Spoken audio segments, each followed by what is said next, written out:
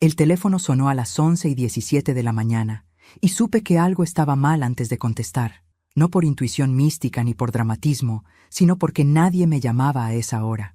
Cuando escuché la voz del hombre del otro lado, educada pero tensa, sentí cómo el estómago se me cerraba. Señora, le hablamos del banco. Creo que esta no es usted.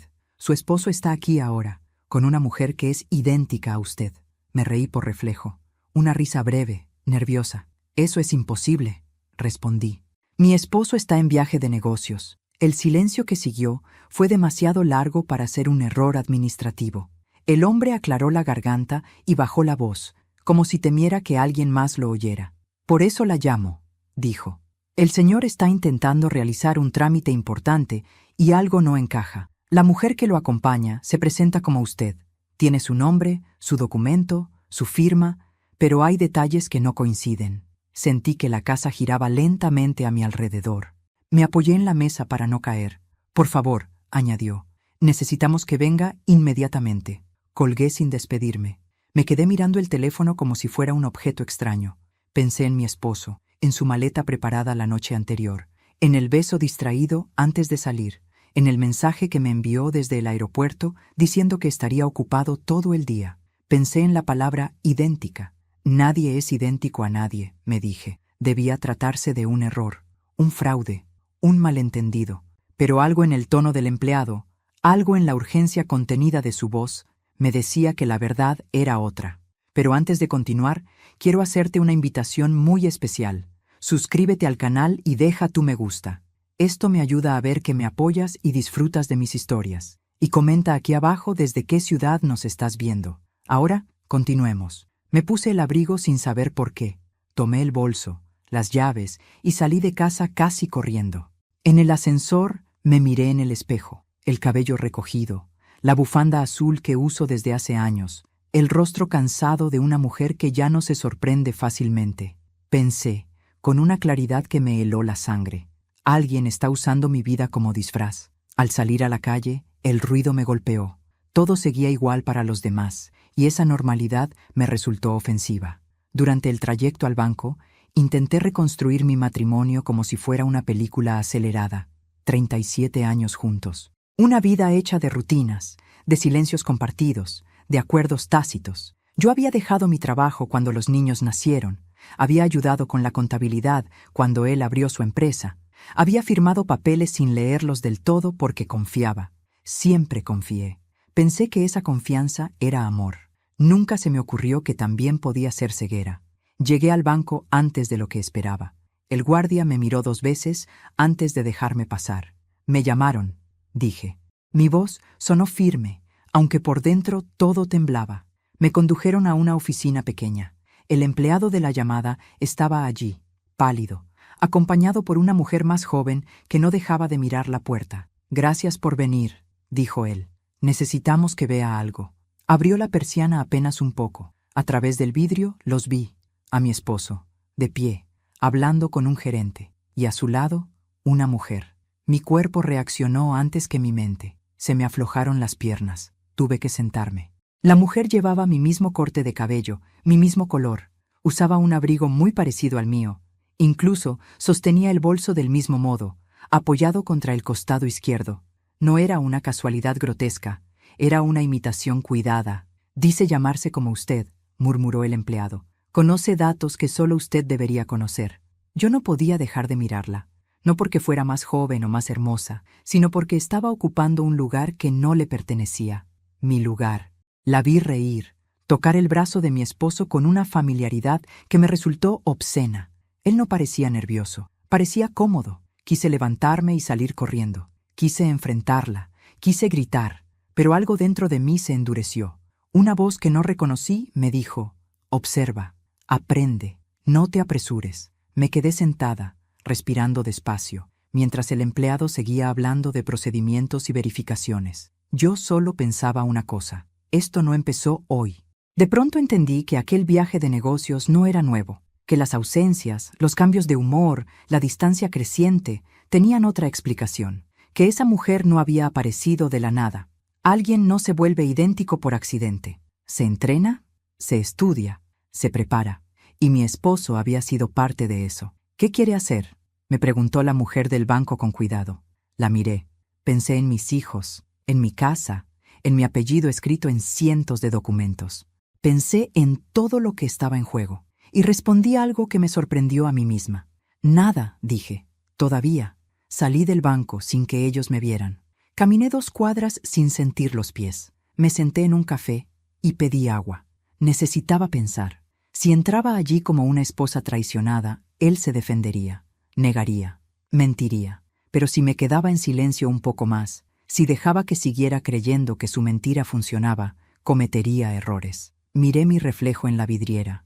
La mujer que me devolvía la mirada no era la misma que había salido de casa 1 hora antes. Había algo nuevo en sus ojos. No era dolor, era lucidez. Por primera vez no me pregunté por qué lo hacía. Me pregunté cómo lo había hecho tanto tiempo sin que yo lo notara. Pagó el café una mano que no temblaba. Saqué el teléfono y revisé mensajes. Tenía uno de él, enviado hacía 20 minutos. Reuniones todo el día. Te llamo a la noche. Sonreí, sin humor. No lo llamé. No lo confronté. Guardé el teléfono y respiré hondo. Sabía que lo peor no era descubrir una traición. Lo peor era descubrir que alguien había intentado borrarme sin matarme, reemplazarme, convertirme en una versión prescindible. Me levanté del café con una decisión clara. No iba a enfrentar a la mujer idéntica. No iba a gritar en el banco. Iba a volver a casa, a revisar papeles, a recordar conversaciones, a reconstruir mi propia vida desde los detalles que había ignorado.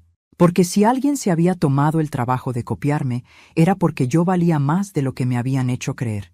Y mientras caminaba, supe que aquella llamada no me había partido en 2. Me había despertado. Durante años pensé que mi matrimonio era sencillo, incluso predecible. No había grandes escándalos ni gritos que llamaran la atención de los vecinos. Había rutina, silencios largos y una convivencia que funcionaba como un mecanismo antiguo, gastado, pero todavía en marcha.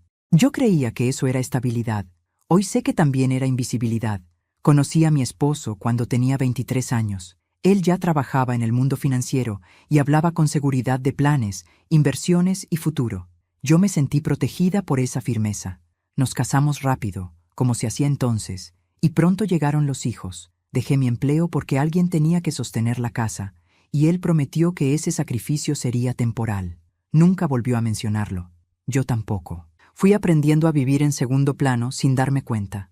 Organizaba cenas de trabajo, escuchaba conversaciones que no me incluían, firmaba documentos que él me acercaba con una sonrisa cansada. Es lo de siempre, decía. Yo confiaba. Confiar era más fácil que preguntar. Preguntar implicaba la posibilidad de descubrir algo que no estaba preparada para enfrentar. Con los años, mi nombre apareció menos en las conversaciones y más en los papeles, siempre como respaldo, como garantía, como alguien que acompaña, nunca como protagonista. Cuando él prosperó, yo celebré. Cuando viajó más, yo me adapté. Cuando empezó a llegar tarde, yo encontré excusas antes de que él tuviera que darlas. Hubo señales, ahora lo sé. Cambios pequeños, casi elegantes. Empezó a corregirme la forma de vestir. Ese color te envejece, decía con una risa ligera. Sugería cortes de pelo más modernos. Me regalaba ropa similar a la que él creía que debía usar. Yo aceptaba, pensando que era cuidado. No vi que también era molde. Nuestra vida social se redujo. Dejamos de ver a parejas amigas porque no aportaban nada. Él prefería reuniones nuevas, gente más joven, ambientes donde yo era presentada como mi esposa, sin nombre propio. Empecé a sentirme como un accesorio que combina con todo y no destaca en nada. Cuando cumplí 60 años, organizó una cena pequeña. Brindó por mi compañía incondicional. Esa palabra me quedó resonando. No dijo amor. No dijo admiración. Dijo compañía. Como si yo fuera un objeto confiable, no una persona con historia. En casa, hablábamos menos. Yo llenaba los silencios con tareas, con orden, con televisión de fondo. Él se refugiaba en el teléfono, en correos que no veía, en llamadas que hacía en otra habitación. Cuando preguntaba, me decía que eran asuntos de trabajo. Yo asentía, siempre asentía. Mis amigas notaron el cambio antes que yo. Te veo apagada, me dijo una de ellas una tarde. Me molestó. Pensé que exageraba. ¿Cómo iba a estar apagada si mi vida estaba en orden? Tenía casa, hijos adultos, estabilidad económica. No entendía que el orden también puede asfixiar cuando no deja espacio para ser. La noche anterior a la llamada del banco, él preparó la valija con cuidado. Me pidió una camisa específica, un reloj, me dio un beso rápido y dijo que el viaje sería corto. Yo lo ayudé, como siempre. No noté nervios, no noté culpa, noté costumbre. La costumbre de alguien que cree que todo está bajo control. Después de la llamada, cada recuerdo empezó a acomodarse de otra forma. Las ausencias ya no eran trabajo, las correcciones no eran cuidado, los silencios no eran cansancio, eran estrategia. Alguien no reemplaza a otro de un día para el otro, se ensaya, se prueba, se compara. Me di cuenta de que él había estado observándome durante años, no para comprenderme, sino para replicarme, mis gestos, mis respuestas, mis datos personales. Todo lo que yo compartí en confianza se convirtió en material de estudio. Esa fue la traición más profunda. No el engaño, sino el uso frío de mi identidad. Al volver a casa después del banco, abrí cajones que no tocaba desde hacía tiempo. Revisé carpetas, contratos, estados de cuenta. Empecé a leer con atención lo que antes firmaba sin pensar. Mi nombre aparecía en lugares clave, pero siempre asociado al suyo. Yo no era invisible en los papeles, lo había sido en la relación.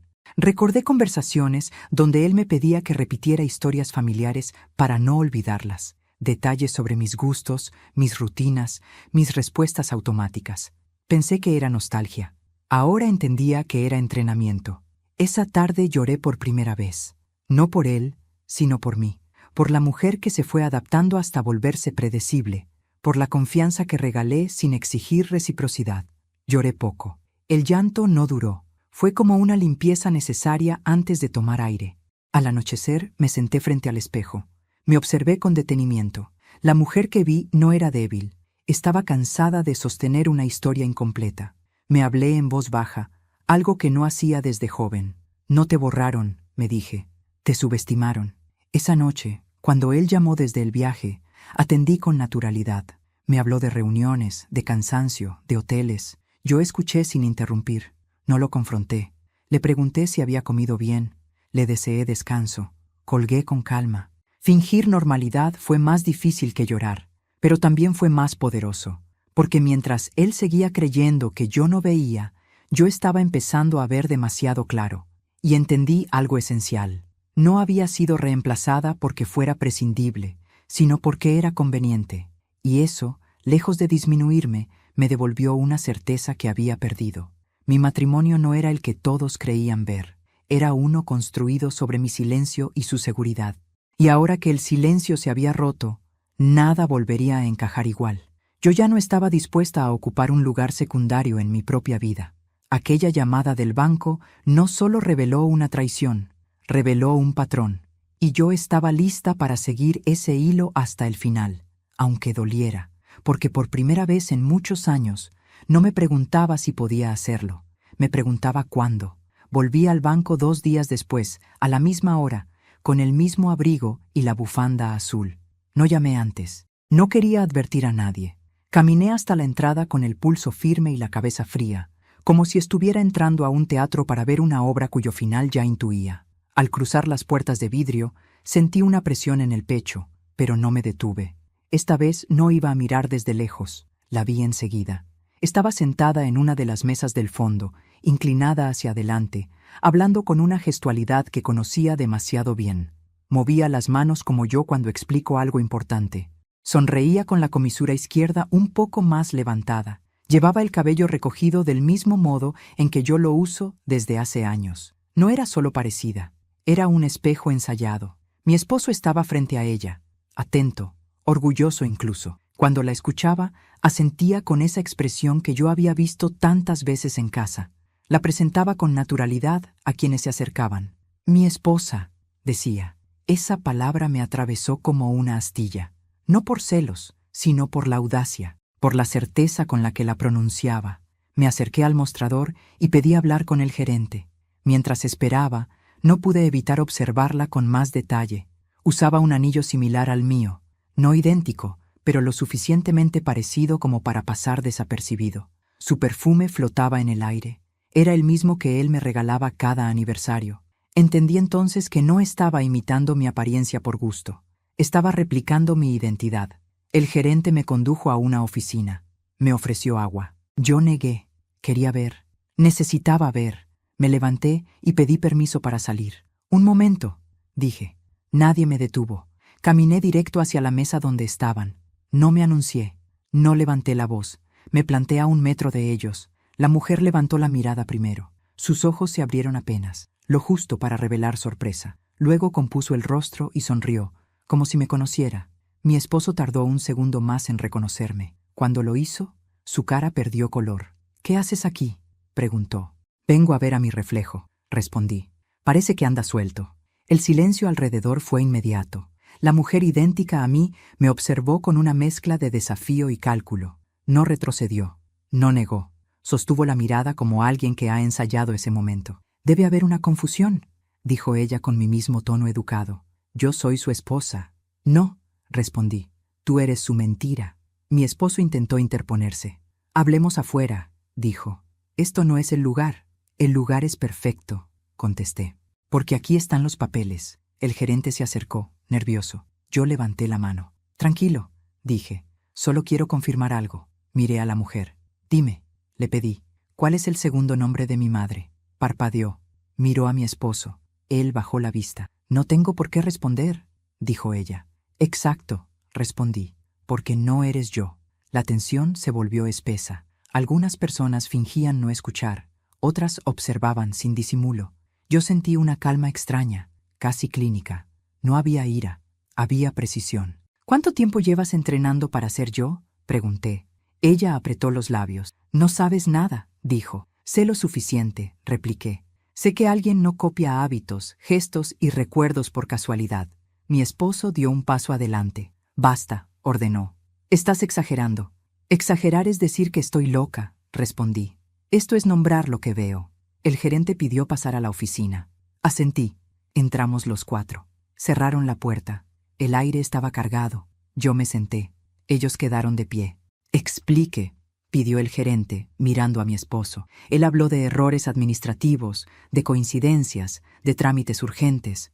La mujer asentía con disciplina. Yo los dejé hablar. Cuando terminaron, saqué del bolso una carpeta. «Aquí están mis documentos», dije. «Y aquí, mis firmas». Las comparé con las de ella. No coincidían del todo. Había práctica, pero no historia. «Esto», continué, «no es improvisado, es un plan». La mujer me miró con desprecio. «No eres tan especial», dijo. «Solo eras el molde más cómodo». Esa frase dolió, pero también aclaró todo. «Gracias», respondí. «Acabas de confirmar lo que necesitaba». El gerente tomó nota. Mi esposo se llevó las manos a la cabeza. La mujer idéntica a mí cruzó los brazos, desafiante. «No he terminado», añadí. «Quiero saber quién te presentó a él». Ella sonrió, ladeando la cabeza. «Él me encontró», dijo, «porque te había estudiado durante años». Mi esposo levantó la vista, horrorizado. «Cállate», murmuró. «No», respondió ella. «Ya es tarde». Entendí entonces que la suplantación no era solo financiera, era emocional. Él había buscado una versión de mí sin memoria, sin reclamos, sin historia, una copia obediente. «¿Sabes qué es lo peor?», le dije a mi esposo. «No es que me engañaras, es que creíste que yo era reemplazable». No respondió. El gerente anunció que el trámite quedaba suspendido, que habría una investigación. Asentí. Me levanté. «Me voy», dije. «Ustedes quédense con su teatro». Salí sin mirar atrás. En el pasillo, mis piernas temblaron. Me apoyé en la pared y respiré. Había visto suficiente. El reflejo no era mío. Era un espejo roto. En la calle, el aire me devolvió al presente. Me senté en un banco y dejé que el corazón bajara el ritmo. No lloré. Sentía algo distinto. Determinación. Si habían llegado tan lejos, era porque creían que yo no llegaría más lejos aún. Saqué el teléfono. Tenía mensajes de él. No los abrí. Miré mis manos. Eran las mismas de siempre. Mi identidad estaba intacta. Nadie podía quitármela. Me levanté con una certeza clara. No iba a desenmascararlos de inmediato. Iba a dejarlos avanzar un poco más, porque cuando alguien se cree dueño de tu nombre, comete errores al usarlo. Y esos errores yo estaba lista para cobrarlos. Esa noche no dormí. No porque el dolor me mantuviera despierta, sino porque mi mente empezó a ordenar piezas que llevaban años sueltas. La escena del banco se repetía una y otra vez, pero ya no como una herida abierta, sino como una prueba. Cada gesto, cada palabra, cada silencio de mi esposo adquiría ahora un sentido distinto, casi matemático. No era caos, era un plan. Volví a casa pasada la medianoche. Dejé el abrigo sobre la silla y me senté en la mesa del comedor con la carpeta abierta frente a mí.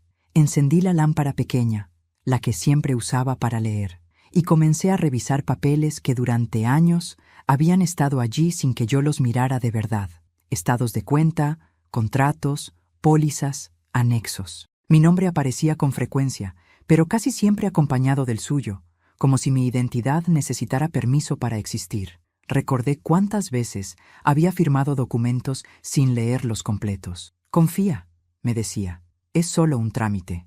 Yo confiaba. Ahora entendía que la confianza había sido su herramienta favorita. No para protegerme, sino para moverse sin ser visto. Encontré movimientos bancarios que no reconocía. Pequeños al principio, casi invisibles, luego más frecuentes. Cuentas abiertas en horarios en los que yo estaba ocupada con la casa o con los nietos. Transferencias justificadas como gastos operativos. Nada gritaba fraude, pero todo susurraba duplicidad. Abrí el cajón donde guardaba mi documentación personal. Mi pasaporte estaba allí, mi cédula también, pero algo faltaba. El documento que había llevado siempre en la billetera no estaba. Sentí un frío recorrerme la espalda. No lo había perdido. Alguien lo había tomado. Alguien que sabía exactamente dónde buscar. Me levanté y fui al dormitorio. Revisé el armario de mi esposo. Entre camisas y trajes encontré una carpeta idéntica a la mía. Dentro había copias de mis documentos, fotografías escaneadas, firmas practicadas. No era improvisación, era ensayo. Cada copia estaba ordenada, etiquetada, perfeccionada. Me senté en la cama con esa carpeta en las manos. Pensé en la mujer idéntica a mí, en su forma de hablar, en su seguridad. No era solo su amante, era su cómplice. Y juntos habían construido una versión paralela de mi vida, una en la que yo no hacía preguntas. Seguí revisando, correos impresos, conversaciones breves, instrucciones. Él le explicaba detalles de mi historia familiar, fechas importantes, nombres que solo alguien cercano conocería. Me di cuenta de que, durante años, había contado mi vida como quien deja migas en el camino, sin imaginar que alguien las recogería para reemplazarme. No lloré. La rabia estaba ahí, sí, pero no me dominaba. Algo más fuerte empezaba a tomar forma. Lucidez. Comprendí que mi esposo no me había traicionado por impulso ni por pasión. Lo había hecho por conveniencia, porque había dejado de verme como una persona y había empezado a verme como un obstáculo gestionable. Al amanecer hice café y me senté otra vez a la mesa. Tomé una hoja en blanco y escribí una lista, no de reproches, sino de hechos. ¿Qué sabía? ¿Qué sospechaba? ¿Qué podía probar? La diferencia era fundamental. Ya no se trataba de sentimientos heridos, sino de identidad robada. Llamé al banco y pedí un informe completo de movimientos recientes. Llamé a un notario para verificar poderes. Llamé a una amiga abogada, sin entrar en detalles, y le pedí una recomendación discreta. Cada llamada era un paso. Cada paso me alejaba de la mujer engañada y me acercaba a la mujer que decide. Mi esposo llamó 3 veces esa mañana. No atendí. Me dejó mensajes confusos, mezclando disculpas con reproches, preocupación con control. No los borré, los guardé.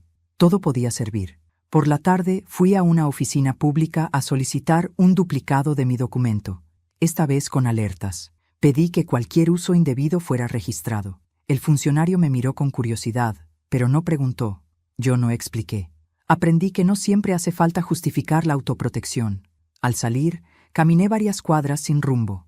Observé mi reflejo en las vitrinas. La mujer que veía no era frágil, estaba alerta. Y esa alerta me devolvía algo que había perdido sin darme cuenta, autoridad sobre mi propia historia. Esa noche, cuando él volvió a llamar, atendí. Hablé con voz serena. Le dije que estaba cansada, que necesitaba tiempo. No mencioné el banco, no mencioné la mujer, no mencioné nada. Lo dejé hablar. Cuanto más hablaba, más se enredaba. Mentía por costumbre, no por inteligencia. Colgué con una certeza firme. No iba a enfrentarlo todavía. No iba a exponerlo por rabia. Iba a dejar que siguiera creyendo que el plan funcionaba. porque cuando alguien se siente seguro en su mentira, baja la guardia. Esa fue la noche en que entendí algo esencial. Él creía que yo no sabía nada. Creía que había construido una copia perfecta, que podía mover mis cuentas, mi nombre, mi rostro, sin que yo reaccionara. No sabía que, al hacerlo, había activado algo mucho más peligroso que el enojo. Había activado mi memoria. Guardé todas las carpetas en una caja. La cerré con cuidado y la dejé en el fondo del armario. No era el final, era el comienzo, porque ya no estaba improvisando. Estaba preparando algo que no se detendría con excusas ni lágrimas. Me acosté tarde. Antes de apagar la luz, me miré en el espejo una vez más. Toqué mi rostro, mis arrugas, mis gestos reales. Nadie podía copiarlos del todo. Nadie podía ser yo. Y mientras cerraba los ojos, supe que el error más grande de mi esposo no había sido engañarme, había sido subestimarme, y eso, muy pronto, tendría consecuencias. Los días siguientes fueron extrañamente tranquilos, demasiado. Mi esposo siguió actuando como si nada hubiera ocurrido, como si yo no hubiera visto a otra mujer ocupando mi lugar en el banco, como si mi identidad no hubiera sido puesta en juego. Me llamaba por las noches, preguntaba por cosas domésticas, se quejaba del cansancio del viaje. Yo respondía con monosílabos suaves, calculados, no mentía, simplemente no decía toda la verdad. Esa calma era su mayor error. Comencé a observarlo con una atención nueva, quirúrgica. Cada palabra, cada pausa, cada intento de control. Me di cuenta de que su mentira no era solo con la otra mujer, sino conmigo desde hacía años. Yo había sido su terreno seguro, el lugar donde nunca esperaba resistencia. Ahora, sin saberlo, caminaba sobre suelo inestable. Volvió a casa 2 días después. Entró como siempre, dejó la maleta en el dormitorio y me dio un beso en la mejilla. No olía a hotel, olía a perfume ajeno. No dije nada. Preparé la cena. Hablamos del clima, del tráfico, de asuntos triviales. Él se relajó, se sentía a salvo. Y cuando alguien se siente a salvo, baja la guardia. Esa noche, mientras dormía, revisé su teléfono. No con ansiedad, sino con método. Encontré mensajes cifrados, llamadas borradas, recordatorios con nombres falsos. Todo estaba diseñado para no levantar sospechas. De alguien que no miraba. Yo miraba ahora, y entendí que la mujer idéntica no era el plan final, era la herramienta. Al día siguiente, lo acompañé al banco como si nada. Me quedé en el auto mientras él entraba. Lo vi caminar erguido, seguro, creyendo que tenía el control. No sabía que ya estaba atrapado en su propia mentira. Volví a casa y llamé a la abogada que me habían recomendado. Le conté solo lo necesario. Su silencio al otro lado de la línea fue largo. «Esto es grave», dijo al fin, «pero si tienes paciencia, puede resolverse a tu favor». Colgué con una sensación nueva, poder. Esa misma tarde, mi esposo me habló de un trámite importante que tendría que hacer solo. Asentí. Le deseé suerte. Lo vi salir sin sospechar que yo ya había hablado con el banco, con el notario y con 2 testigos clave. Él seguía creyendo que yo era la mujer que firmaba sin leer. Antes de continuar, dime aquí en los comentarios qué te está pareciendo esta historia hasta ahora y qué harías tú en su lugar. No te vayas del video, porque lo que viene a continuación te pondrá la piel de gallina. Ahora continuemos. Esa noche, él llegó tarde, demasiado. Me dijo que una reunión se había extendido. Yo asentí, como siempre, pero esta vez no sentí resignación. Sentí anticipación, porque sabía que cada hora extra era una cuerda que él mismo se estaba atando al cuello. Durante los días siguientes, dejé que la mujer idéntica siguiera apareciendo en ciertos lugares. El banco, una oficina privada, un restaurante donde yo solía ir con él. No intervení, no denuncié, observé, y mientras observaba, tomé nota de los errores. Ella no conocía mis silencios, no sabía cuándo callar. Forzaba gestos que en mí eran naturales, firmaba con una presión distinta, confundía fechas pequeñas, detalles sin importancia aparente, pero cruciales cuando se juntan. El banco empezó a notar inconsistencias, el notario también. Mi esposo empezó a mostrarse inquieto. Hacía preguntas de más. Me observaba con sospecha, como si algo en mí hubiera cambiado y no lograra identificar qué. Tenía razón, ya no era invisible. Una noche me preguntó directamente si estaba bien. Lo miré a los ojos y sonreí. «Mejor que nunca», respondí. No era una provocación, era la verdad. Días después, recibí una llamada del banco. Esta vez, la voz ya no dudaba. Señora, dijo, necesitamos que venga. Hay irregularidades serias. Le pedí que esperaran. No porque no estuviera lista, sino porque aún no era el momento. Cada paso tenía que darse en orden. Yo ya no improvisaba. Yo dirigía. Mi esposo, mientras tanto, se volvía más torpe. Discutía con la mujer idéntica por teléfono. Alzaba la voz, cerraba puertas. La perfección de su plan empezaba a resquebrajarse. Y lo peor para él era no saber por qué. Una tarde, al regresar del supermercado, lo encontré sentado en la sala, con papeles desordenados sobre la mesa. «Tenemos que hablar», dijo. «Claro», respondí. «¿De qué?». Me miró como si buscara en mi rostro a la mujer sumisa de antes. No la encontró. «Las cosas están complicadas», admitió. «Necesito que firmes unos documentos». Ahí supe que el momento se acercaba. «Los leeré», dije. Su expresión cambió. «Apenas, pero lo suficiente». «Siempre los firmaste sin problema», respondió. «Siempre», repetí. «Pero ya no». Se levantó, nervioso. Caminó de un lado a otro. Murmuró algo sobre desconfianza. Yo lo dejé hablar. Cada palabra suya era una confesión involuntaria. Esa noche, mientras dormía, guardé los documentos sin firmar. Al día siguiente, llamé al banco y pedí una cita conjunta. Le dije a mi esposo que era una formalidad. Sonrió, aliviado. Pensó que había ganado tiempo. No sabía que estaba entrando en el escenario final. Yo, en cambio, dormí profundamente. Porque cuando decides dejar que alguien siga mintiendo, no es por debilidad, es porque sabes que la verdad, bien colocada, duele más que cualquier grito. Y estaba a punto de colocarla. El error fue pequeño, tan pequeño que, si no hubiera estado atenta, habría pasado como pasan tantas cosas en una vida entera, sin dejar rastro. No fue una firma grande ni un monto escandaloso. Fue una respuesta, una palabra mal colocada en el momento equivocado. Y ese desliz abrió una grieta por la que se derrumbó todo. La llamada llegó un martes por la mañana. El mismo empleado del banco, ahora con un tono más firme, menos dubitativo, me pidió que acudiera esa misma tarde. No dijo mucho más, pero no hacía falta. Yo ya sabía que algo había cambiado. Algo había dejado de encajar del todo. Llegué puntual. Me hicieron pasar a una sala de reuniones amplia, con una mesa larga y ventanas altas. Había 3 personas esperándome. El gerente, el empleado que me había llamado la primera vez y una mujer del área legal. Ninguno sonreía. «Gracias por venir», dijo el gerente. «Necesitamos su confirmación sobre un punto específico». Asentí. Me senté con la espalda recta y las manos quietas sobre la mesa. Ya no me temblaban. «Ayer», continuó, «su esposo vino acompañado por la señora que se presenta como usted para autorizar una modificación menor en una cuenta conjunta. Durante la verificación, se le hizo una pregunta de rutina. La mujer del área legal tomó la palabra. Se le preguntó por una fecha personal que figura en el sistema, dijo. Un dato de seguridad. Respiré hondo. ¿Y?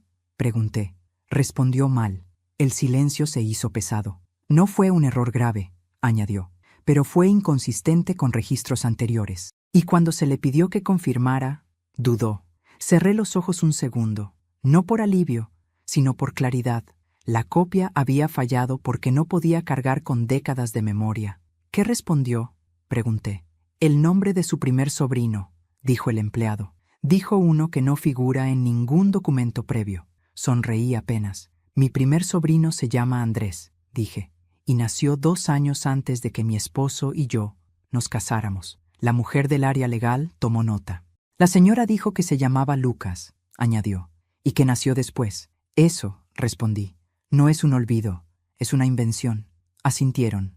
El gerente se inclinó hacia adelante. A partir de ese momento, dijo, suspendimos el trámite y activamos el protocolo de verificación avanzada. Encontramos otras inconsistencias, firmas con presión distinta, variaciones mínimas en la caligrafía, diferencias en respuestas espontáneas. ¿Mi esposo estaba presente? Pregunté. Sí, respondió. Intentó intervenir. Dijo que usted estaba confundida últimamente. Esa frase me atravesó, pero no me desarmó. Gracias, dije. ¿Qué necesitan de mí ahora? La mujer del área legal deslizó un documento hacia mí. Su presencia para una confrontación formal, explicó, con registros, testigos y actas. Queremos hacerlo correctamente. Miré el papel, Lo leí con atención. No firmé de inmediato. ¿Cuándo? Pregunté. Mañana por la mañana. Asentí. Estaré aquí. Salí del banco con una serenidad que no había sentido en meses. El error ya no era mío. Nunca lo había sido. Alguien había intentado usar mi nombre sin comprender su peso. Esa noche mi esposo llegó temprano. Demasiado temprano. Me observó desde la puerta como si buscara señales. ¿Fuiste al banco? Preguntó. Sí, respondí. Me llamaron. Tragó saliva. ¿Pasó algo? Nada que no deba pasar, dije. Se sentó frente a mí, nervioso. Estás distinta, murmuró. Siempre fui así, respondí. Solo que ahora miras. No insistió. Se levantó y fue al dormitorio. Lo escuché hablar por teléfono en voz baja. Palabras cortadas. Tensión. La copia ya no era perfecta. Y él lo sabía. Dormí profundamente. Soñé con papeles que se ordenaban solos, con nombres que volvían a su lugar. Al despertar, me vestí con cuidado. Elegí ropa sencilla. Nada que llamara la atención. No necesitaba imponerme. Necesitaba ser exacta. En el banco, al día siguiente, la escena fue sobria, profesional, sin gritos. Mi esposo llegó con la mujer idéntica. Ella estaba pálida. Él evitaba mirarme. Nos sentamos. La mujer del área legal explicó el procedimiento. Mostró documentos, comparó firmas, leyó registros. La copia empezó a desmoronarse con cada pregunta. ¿Puede confirmar el segundo apellido de su abuela materna? Preguntó. La mujer dudó. No recuerdo, dijo. ¿Recuerda dónde se conocieron sus padres? Insistieron. Miró a mi esposo. Él cerró los ojos. Basta, dijo. Esto es una persecución. No, respondió el gerente. Es una verificación. Yo no hablé. No era necesario. Finalmente, la mujer idéntica se levantó. No voy a seguir, dijo. Esto no fue idea mía. Mi esposo se puso de pie. ¡Cállate!, gritó. La sala quedó en silencio. Queda registrado, dijo la mujer del área legal. Gracias. La confrontación terminó allí. El banco suspendió todas las operaciones conjuntas. Se inició una investigación formal por suplantación de identidad. Mi esposo salió primero, sin mirarme. La mujer lo siguió, llorando. Yo me quedé un momento más. Firmé lo necesario. Agradecí. Me levanté. Una cosa más, dije antes de irme. Gracias por creerme cuando dudaron. El gerente asintió. Gracias por su paciencia, respondió. No es común. Salí a la calle y respiré hondo. El aire me pareció distinto, más liviano. El error que los delató no fue la respuesta equivocada. Fue creer que una vida se puede copiar sin consecuencias. Fue pensar que yo no notaría la diferencia entre lo aprendido y lo vivido. Caminé despacio. No sentía euforia. Sentía cierre. Sabía que aún faltaba la verdad completa, pero el camino ya estaba trazado. Y mientras avanzaba, comprendí algo que no olvidaría jamás. Nadie puede sostener una mentira cuando la verdad decide presentarse con paciencia. La mañana de la audiencia amaneció gris, como si el cielo supiera que no habría refugio posible para nadie. Llegué al banco antes de la hora acordada y me senté en la sala de espera con una serenidad que me sorprendió. No llevaba documentos en las manos ni notas escondidas en el bolso. Todo lo que necesitaba ya estaba dicho, escrito y registrado. Yo solo tenía que estar presente. Mi esposo llegó minutos después, acompañado de un abogado que no conocía. Caminaba rígido, con la mandíbula apretada, evitando mirarme. La mujer idéntica no estaba. Me pregunté si había decidido desaparecer o si simplemente ya no le servía al plan. Comprendí que, cuando la mentira se vuelve incómoda, los cómplices suelen soltarse la mano. Nos hicieron pasar a una sala más grande que las anteriores. Había representantes del banco, del área legal y un notario externo. Todo era formal, medido, casi frío. Nadie levantó la voz. Nadie necesitó hacerlo. La verdad no siempre grita. A veces se limita a presentarse con pruebas. El gerente abrió la sesión explicando el motivo de la reunión. Habló de inconsistencias, de protocolos activados, de identidad en disputa. Mi esposo interrumpió varias veces, alegando confusión, estrés, problemas familiares. Cuando le pidieron que esperara su turno, me miró por primera vez directamente. «Esto es culpa tuya», dijo. «Siempre fuiste desconfiada». No respondí. La mujer del área legal tomó la palabra. «Señor», dijo, «por favor limite sus intervenciones. Tendrá oportunidad de hablar». Él resopló, molesto. Comenzaron a exponer los hechos. Documentos proyectados, firmas comparadas, grabaciones de llamadas. Cada elemento añadía peso a una historia que ya no podía sostenerse. Yo escuchaba sin moverme, no porque no sintiera nada, sino porque ya había atravesado el dolor en silencio días antes. La señora aquí presente, continuó la abogada, es la única titular legítima junto a usted. Cualquier intento de suplantación constituye un delito. Mi esposo se levantó de golpe. Ella sabía, exclamó. Ella permitió todo esto. El murmullo fue inmediato. ¿A qué se refiere?, preguntó el notario. Ella me dio los documentos, dijo. Firmó sin leer durante años. No puede hacerse la víctima ahora. Lo miré entonces, no con rabia, sino con una claridad absoluta. Firmar confiando no es consentir un delito, dije. Y tú lo sabes. El silencio volvió a imponerse. Además, añadí, jamás autoricé que alguien se hiciera pasar por mí. La abogada asintió. Eso está claro en los registros, confirmó. Mi esposo comenzó a sudar. Se pasó la mano por la frente. Ella está exagerando, insistió. Está confundida. Tiene problemas de memoria. Sentí una punzada, pero no bajé la mirada. ¿Confundida?, pregunté. ¿O demasiado lúcida para ti? Alguien carraspeó. El notario pidió orden. Señor, dijo, sus declaraciones no están ayudando. El abogado de mi esposo le susurró algo al oído. Él negó con la cabeza. No entienden, dijo. Todo esto era para proteger el patrimonio. ¿De quién?, preguntó la abogada. No respondió. ¿De usted?, insistió. ¿O de la persona que intentó reemplazar a su esposa? Mi esposo se sentó lentamente. La fuerza con la que había entrado comenzaba a abandonarlo. Procederemos, continuó el gerente, a suspender todas las cuentas conjuntas hasta que se resuelva la investigación. También se notificará a las autoridades competentes. La palabra autoridades cayó como una losa. Esto es una locura, murmuró mi esposo. Ella me está arruinando la vida. Lo miré una última vez. No, dije, estás enfrentando las consecuencias de tus decisiones. No hubo aplausos, no hubo escenas dramáticas, solo un cierre administrativo que para mí significaba algo mucho más grande. Recuperaba mi nombre, mi lugar, mi voz. La sesión terminó.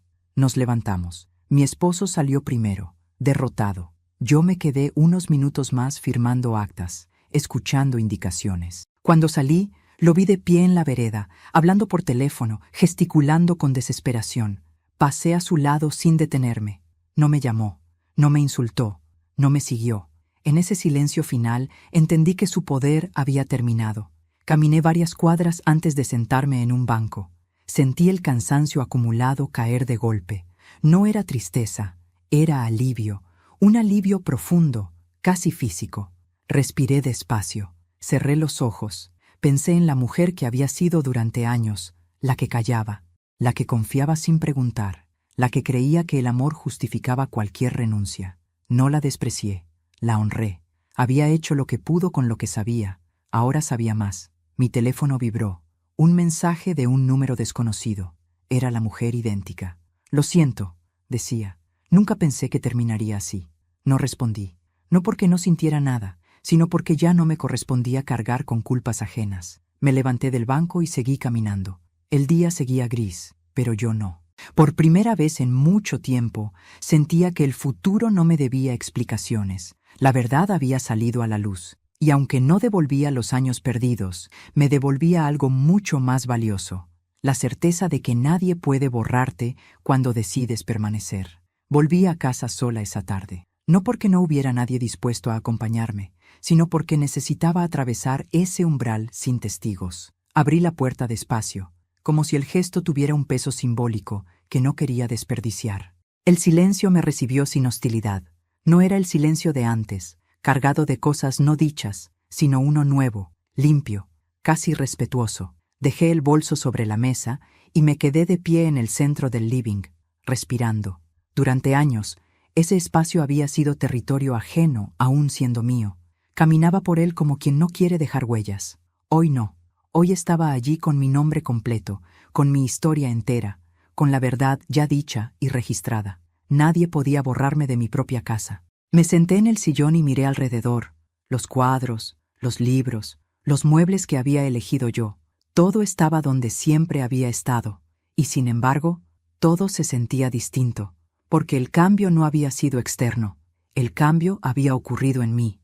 Recordé la primera vez que firmé un documento sin leerlo. Recordé la sensación de alivio al pensar que alguien más se encargaba de esas cosas complicadas. Recordé cuántas veces confundí comodidad con amor, delegar con confiar, callar con cuidar la paz. Y sentí algo que no había sentido antes, compasión por mí misma. No reproche, no vergüenza, compasión. Esa noche dormí profundamente, sin sobresaltos, sin pensamientos circulares. Dormí como duerme alguien que ya no tiene que fingir. Al despertar, el sol entraba por la ventana de la cocina. Preparé café y lo tomé despacio, sentada a la mesa, sin apuro. Por primera vez en mucho tiempo, no esperaba que alguien llegara ni temía que alguien se fuera. Los días siguientes fueron de trámites y decisiones. El banco me llamó para confirmar la restitución total de mis accesos. Las cuentas quedaron bajo mi control directo. El notario me explicó con calma cada paso, cada papel. Leí todo, pregunté todo, firmé solo cuando entendí. Cada gesto era una reparación silenciosa. Mi esposo intentó comunicarse varias veces. Primero con mensajes largos, casi desesperados, luego con otros breves, cargados de reproche. Después, silencio. No respondí ninguno.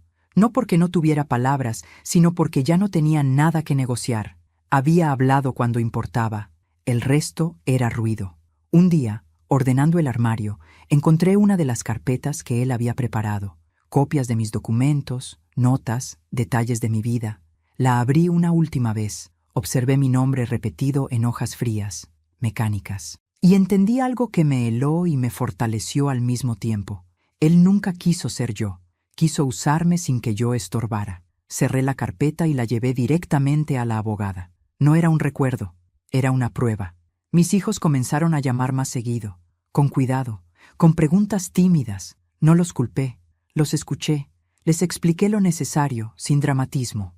No necesitaba que tomaran partido, solo que comprendieran que su madre no era un objeto intercambiable. Vi en sus voces algo nuevo, respeto.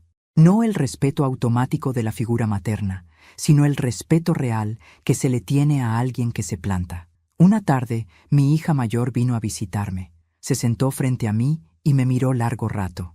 «Nunca pensé que fueras capaz de hacer todo esto», dijo. No lo dijo con desprecio, lo dijo con asombro.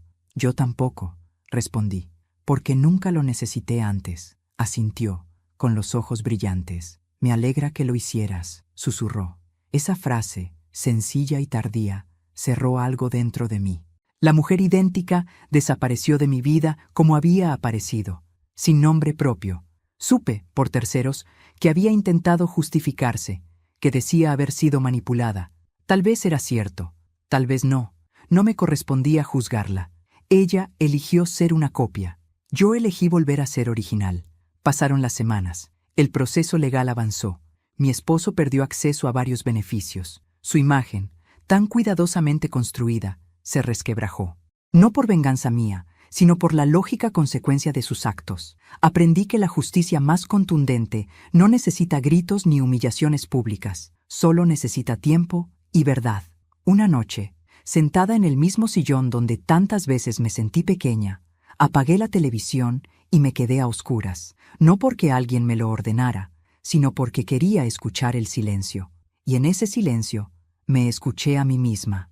Me di cuenta de que durante años había vivido como una versión reducida de mí, no por falta de carácter, sino por exceso de entrega. Había dado tanto espacio que terminé desapareciendo, y nadie puede defender lo que no ocupa lugar. Hoy, a mis 62 años, entendí algo que me habría ahorrado mucho dolor si lo hubiera sabido antes, pero que aún llega a tiempo. El amor que exige que te borres no es amor, es conveniencia. No odio a mi esposo. El odio ata. Yo me solté. Tampoco me quedé con rencor. El rencor envejece mal. Me quedé con algo mucho más útil. Claridad. Clara para decir no. Clara para leer antes de firmar. Clara para escuchar mi incomodidad antes de justificarla. Clara para saber que nadie tiene derecho a usar mi nombre sin mi voz. Un domingo por la mañana fui a caminar al parque. Me senté en un banco y observé a la gente pasar. Mujeres jóvenes, mayores, parejas, personas solas. Pensé en cuántas historias invisibles caminan a nuestro lado sin que nadie las mire. Pensé en cuántas mujeres de mi edad creen que ya es tarde para cambiar algo. Y sentí un impulso profundo de decirlo en voz alta. No es tarde. No es tarde para aprender. No es tarde para decir basta. No es tarde para recuperar lo que es tuyo, incluso si ese tuyo eres tú misma. Cuando regresé a casa, abrí las ventanas y dejé entrar el aire. Me miré en el espejo del pasillo. La mujer que me devolvía la mirada tenía arrugas nuevas, sí, pero también tenía algo que antes no estaba, una firmeza tranquila. No necesitaba probar nada, no necesitaba ser validada. Existía con plenitud. Esa noche escribí mi nombre completo en una hoja en blanco. Lo miré, lo repetí en voz alta, no como un acto legal, sino como un acto íntimo. Nadie volvería a usarlo sin mi consentimiento. Si algo aprendí de todo esto es que la traición más dolorosa no siempre viene del otro. A veces viene de una misma, cuando se acostumbra a no hacerse preguntas. Yo me hice las mías, y las respuestas, aunque duras, me devolvieron la vida. Hoy vivo sin miedo a ser reemplazada. Porque entendí que nadie puede copiar una historia entera. Pueden imitar gestos, aprender datos, repetir palabras, pero no pueden replicar la experiencia, la memoria, la conciencia. Yo soy la suma de todo lo vivido, y eso no se suplanta. Cerré la puerta esa noche con suavidad, no porque temiera que alguien entrara, sino porque cuidaba mi paz. Me acosté y antes de apagar la luz, pensé en aquella llamada del banco, en lo imposible que sonaba todo. Sonreí levemente. Aquello que parecía imposible fue, en realidad, necesario, porque solo cuando alguien intentó borrarme, entendí cuánto valía permanecer. Y así, sin gritos, sin escándalos, sin necesidad de destruir a nadie, recuperé lo que siempre fue mío, mi nombre, mi historia, mi vida. Hoy, cuando miro hacia atrás, no veo solo la traición ni el dolor. Veo el punto exacto en el que dejé de ser una sombra dentro de mi propia vida. A mis 62 años, entendí algo que nadie me enseñó cuando era joven. No basta con existir, hay que ocupar el propio lugar. Y durante demasiado tiempo, yo había dejado el mío vacío para que otros lo usaran. La llamada del banco fue el inicio, pero no fue la causa. La causa fueron años de silencio, de confianza ciega, de creer que el amor siempre exige sacrificio unilateral. Aprendí que el respeto no se negocia, y que quien te ama no necesita borrarte para brillar. Mi historia no terminó cuando intentaron reemplazarme. Comenzó cuando decidí no permitirlo más. Hoy camino más despacio, pero con la cabeza erguida. Leo cada documento, hago cada pregunta, y sobre todo, me escucho. Ya no justifico lo que me incomoda ni minimizo lo que me duele. No porque me haya vuelto dura, sino porque me volví honesta conmigo misma. Si estás escuchando esta historia y sentiste un nudo en el pecho, quiero que sepas algo. No estás exagerando. Cuando algo no encaja, cuando te hacen sentir reemplazable, cuando te piden silencio a cambio de paz, tu intuición está hablando. Escúchala, aunque dé miedo, aunque incomode a otros. La incomodidad pasa. La pérdida de uno mismo deja marcas profundas. Nunca es tarde para recuperar tu nombre, tu voz y tu dignidad. Yo lo hice después de los 60, y si yo pude, tú también puedes. No importa cuántos años hayas callado, ni cuántas veces te hayan dicho que así son las cosas. Las cosas cambian cuando alguien decide cambiar. Antes de despedirme, quiero pedirte algo muy especial. Suscríbete al canal y deja tu me gusta si esta historia te tocó el corazón. Eso me ayuda a saber que no hablo sola y que estas historias llegan a quienes las necesitan. Cuéntame en los comentarios desde qué ciudad estás viendo este video. Dime qué te pareció esta historia y qué habrías hecho tú en mi lugar. Me encanta leer cada comentario. Cada historia compartida aquí nos recuerda que no estamos solos, que nuestras vivencias importan y que siempre hay una forma de volver a empezar. Esta fue mi historia.